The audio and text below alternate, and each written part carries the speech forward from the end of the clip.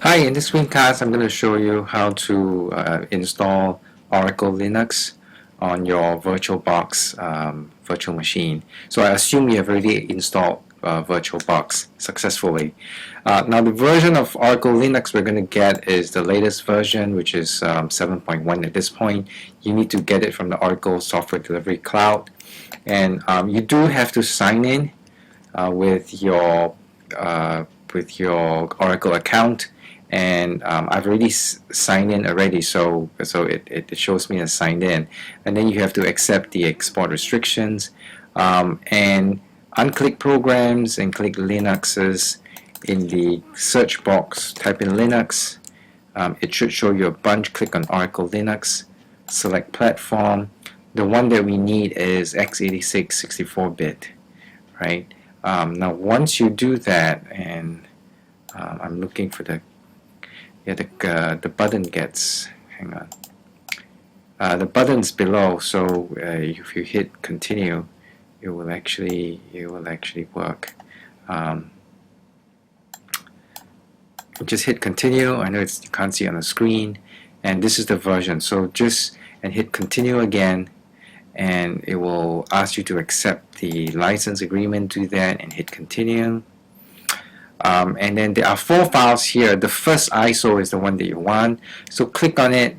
It's about 4 gigabytes, so it will take at least half an hour to maybe 2 hours to download. You might want to download this overnight, or definitely download it when you have a good internet connection. So if I've already downloaded it, so that's fine. I'm going to just go ahead with my install. So this is VirtualBox. What you want is to create a new virtual machine, and I'm going to name this ICS321 Oracle. Okay, it's going to be Linux 64-bit. It's good, so click continue. Now you want to have at least more than 2 gigabytes of RAM. I prefer 3, so 3072 is the amount of RAM that I'm going to use. Nothing less than that. Create a virtual hard drive is fine. VDI is fine, and dynamically allocated is also fine. You do have to set a max size. 12 gigabytes is probably okay, but just to be safe, I'm going to do 20. Okay, click create, and I think I'm done. Now, when you first boot up the machine, so you now ICS321 Oracle, you're going to start it, and it's going to go into, okay, let's see, and that's fine. So just click, please select. So you do want to select where you downloaded the ISO image. Wait, what's happening? Okay. Okay, my computer is just a little slow. Okay, so this is the ISO image that I want to use, and hit start, and it should go.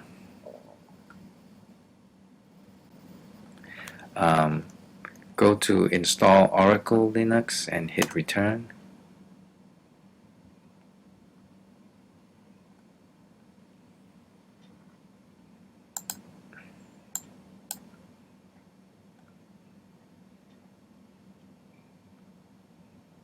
And this might take a while. Okay.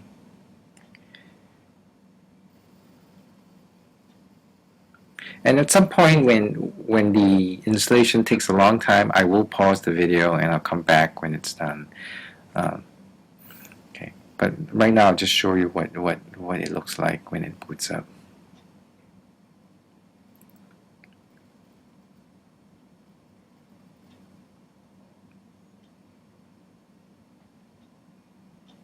So what it's doing here is actually booting up from the ISO image. The ISO image is like a DVD ROM image, so it's treating it like a DVD image and booting up from it.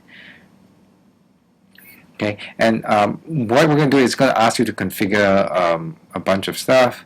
One of the key things is how you partition the hard drives, and I'll talk a little bit about that.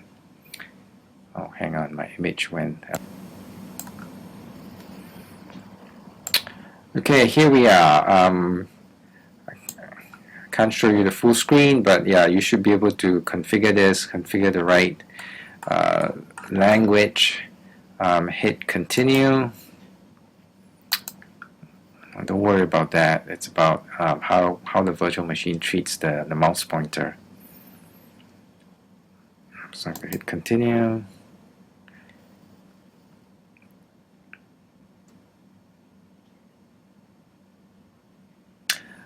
Okay, you should configure your date and time.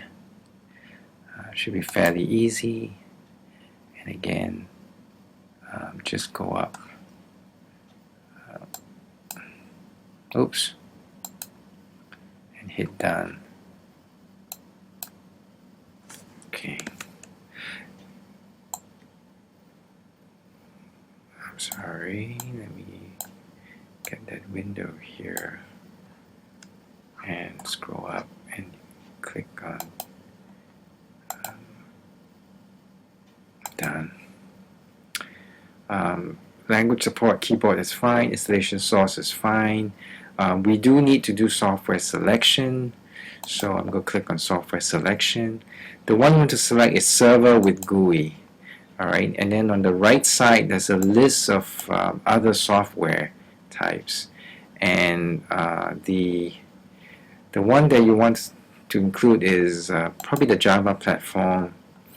And then if you scroll down, let's do the compatibility libraries and a set of basic development tools. And that's all I will select and click done. Okay, it's going to take a while for it to update it's checking for software dependencies, make sure everything is present in the DVD-ROM, but after a while it should be fine. Okay, so it's done checking local media. Now you need to do your installation destination. This is where it should install the Oracle Linux. This is the virtual hard drive that we created earlier. Now you do not want to do automatic partitioning. You want to do I will configure partitioning, and I'll show you how to do that. Okay, so click on that and then select the virtual hard drive again. Click done. Here we're actually going to create we're going to partition the hard drive, and there's something specific here that you need to take note of. Okay, I'm going to move my window a little bit so you see what's happening. Okay. Okay, now you can see I'm going to hit the add sign. Okay, to add a new partition, and click on it. Make the mount point boot. Desired capacity is 500 megabytes. Click add mount point. So that's fine. Add another one, which I'm going to call swap. Make this the same size as the amount of memory you have, which is greater than 2 gigs. I configured 3 gigs of memory in my virtual machine, so put 3 gigabytes here.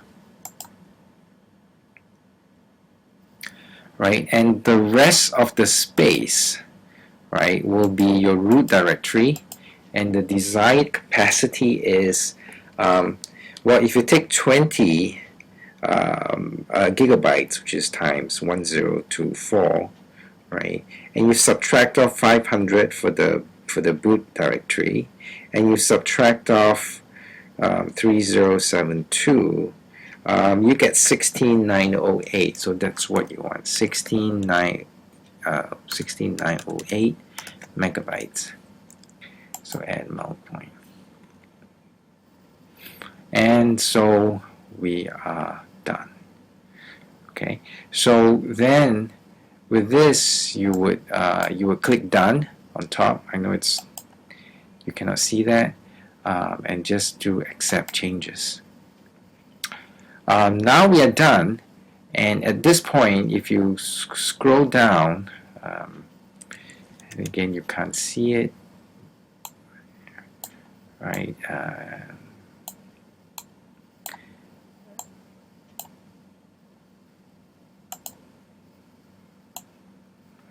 let me try to scroll down here.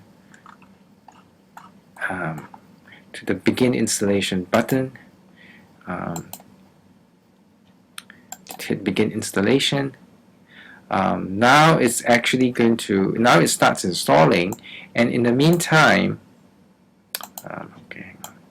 in the meantime, it tells you that you have to set a root password and do a user creation. Go ahead and do that. Right? So click root password, set a root password.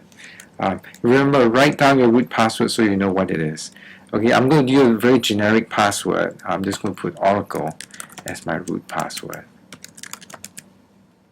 Okay, I know it's weak, but that's okay.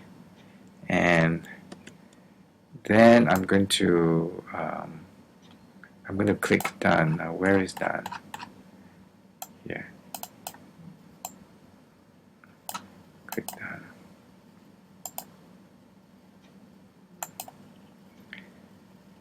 Okay, just click done twice and you actually set it. Let's do the user creation. I'm going to put in my name. I'm going to create a password. Again, remember or write down your password if need be. Okay, you need to remember this password. Click done. Click done another time and it's done. Okay, at this point, it's going to take a while. Alright, and I'm going to pause the recording right now until it finishes installing, and I'll show you what the final result is. Now the Oracle Linux has finished installing, and you have to reboot. So click on reboot, and again, this may this could take well, it shouldn't take too long, but I may just pause the recording as it reboots.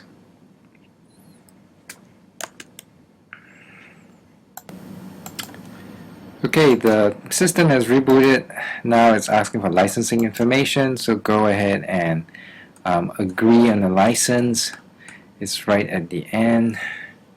I have to move this higher.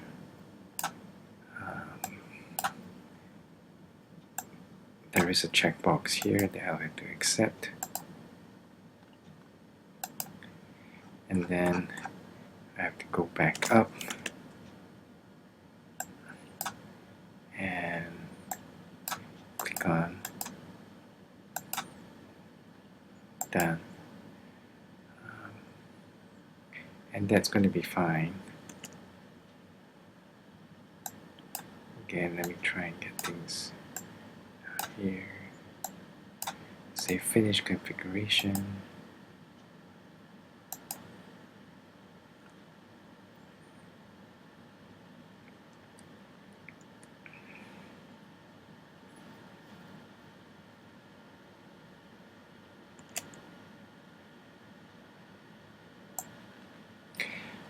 And again, it's going to ask you to set up software updates.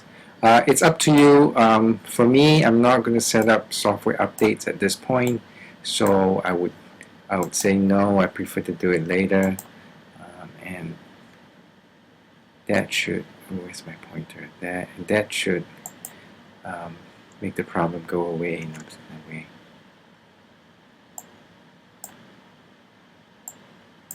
So just go on forward. No thanks, I'll connect later. Forward. And it should finally boot up now into the GUI. Okay, again, back here.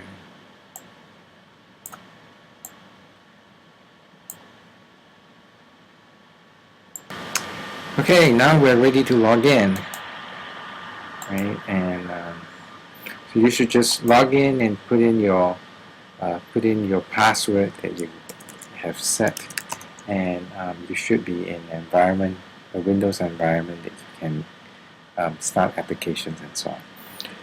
Okay, thank you. I hope you'll be successful installing Oracle Linux on VirtualBox.